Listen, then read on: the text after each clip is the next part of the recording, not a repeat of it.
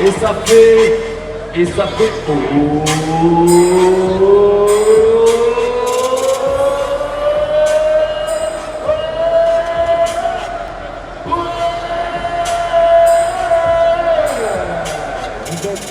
Salut à tous et à tous, ici HVR38 et aujourd'hui on vient pour parler de cette Paris Games Week.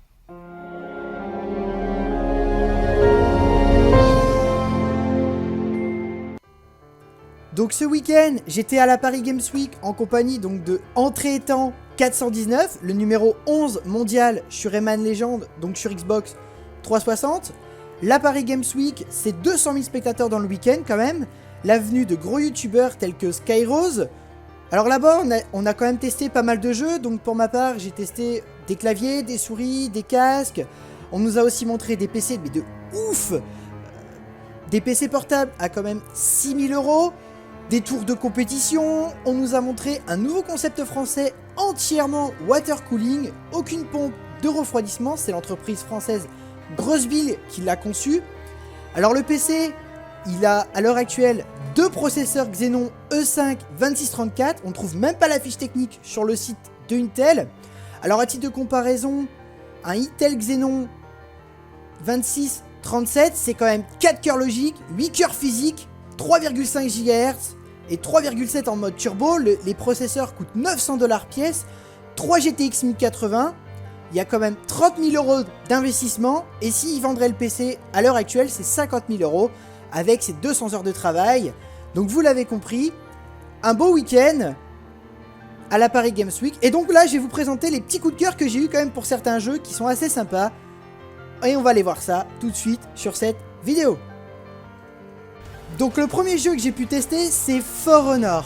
For Honor, il m'a vraiment plu. Ce jeu, il va sortir donc le 14 février prochain, donc pour la Saint-Valentin. Messieurs, mauvaise blague, c'était pas cool de ma part. Donc ce jeu, je l'ai testé donc en mode hardpoint avec les 3 classes disponibles, les vikings, les chevaliers ou les samouraïs. Donc moi j'ai pris le viking.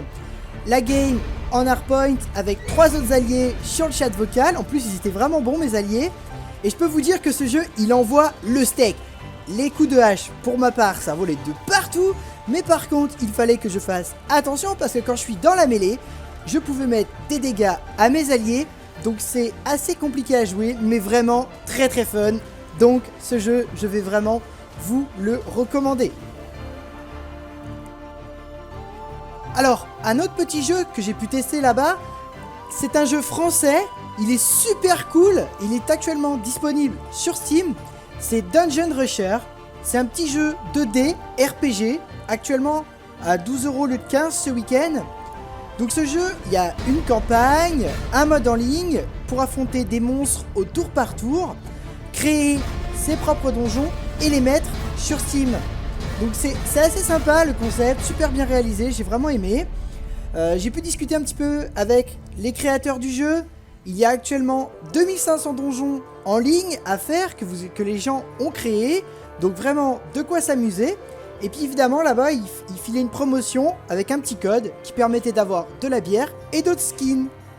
Un autre petit jeu que j'ai pu tester qui est aussi français, c'est Battle Crew Space Pirate. C'est un jeu de tir et d'action en 2D qui sera en accès anticipé sur Steam très prochainement. Alors celui-ci il est vraiment superbe. J'ai beaucoup aimé la texture graphique du jeu, ainsi que les personnages.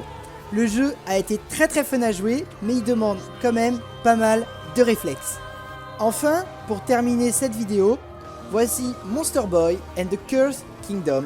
Un petit jeu de plateforme avec ses personnages assez fun et rigolos. J'ai vraiment adoré le petit cochon que vous allez voir juste après.